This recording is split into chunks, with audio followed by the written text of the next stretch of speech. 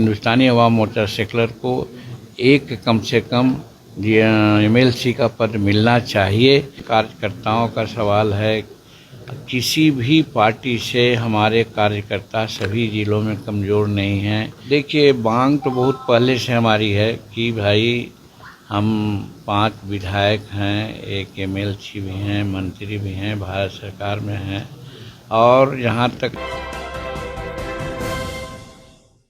नमस्कार, आप देख रहे हैं सिटी पोस्ट लाइव। मैं हूं रिया रजक। बिहार में विधान परिषद यानी कि एमएलसी चुनाव को लेकर के सियासत तेज हो गई है। चुनाव आयोग ने राज्य की 10 एमएलसी सीटों पर चुनाव कराने का ऐलान कर दिया है। इसके बाद सभी राजनीतिक दल अपनी तैयारी में जुट गए हैं। जी हां, इसी बीच हिंदुस्तानी अवाम मोर्चा यानी कि हम पार्टी के संरक्षक और केंद्रीय मंत्री जितिन राम मांझी ने भी अपनी पार्टी के लिए एक एमएलसी सीट की मांग कर दी है। जितिन राम मांझी ने साफ कहा है कि उनकी पार्टी को कम से कम एक एमएलसी सीट जरूर मिलनी चाहिए। जी हां, उन्होंने कहा कि उनकी पार्टी लंबे समय से यह मांग करती आ रही है कि और वहीं मांझी ने यह भी बताया कि उनकी पार्टी के बिहार विधानसभा में 5 विधायक हैं, एक एमएलसी भी है और वे खुद केंद्र सरकार में मंत्री हैं। ऐसे में एनडीए गठबंधन में उनकी पार्टी की मजबूत भागीदारी है।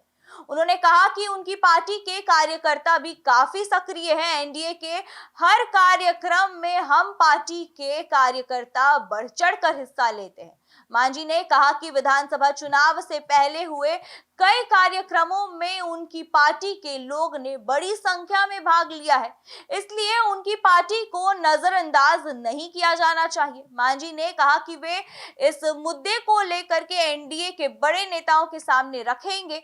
उन्होंने यह भी साफ किया है कि उनकी पार्टी गठबंधन के प्रति पूरी तरह से समर्पित है और कोई शर्त नहीं रख रही है, लेकिन अगर उनकी पार्टी को एक एमएलसी सीट दी जाती है तो इससे एनडीए और मजबूत होगा। उन्होंने कहा कि अगर हम पार्टी को एमएलसी का पद मिलता है तो पार्टी के कार्यकर्ताओं का मनोबल बढ़ेगा और लोग एनडीए की तरफ और ज्यादा आकर्षित होंगे।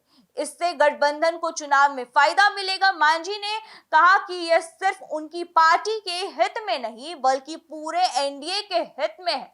वहीं दूसरी तरफ जितिन राम मांझी ने राष्ट्रीय जनता दल यानी कि राजद पर भी जमकर हमला बोला। उन्होंने कहा कि राजद के नेताओं को अपराध के मुद्दे पर बोलने का कोई अधिकार नहीं है।